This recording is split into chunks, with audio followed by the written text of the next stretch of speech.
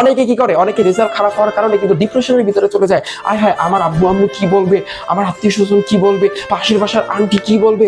আরে মূর্খ, যে তুই যদি রেজাল্ট খারাপ করস, জীবন কার? তোর না? জীবন কার? জীবনটা কার? তোর না? এই যে আমার জীবন, এটা কার? আমার না? এই আমার জীবন কি তোর কাছে আছে? তোমার যে জীবন, তোমার জীবন, তুমি যে ভবিষ্যতে কি হবা, এটা তো সৃষ্টি করে ফিক্সড করে রাখছে।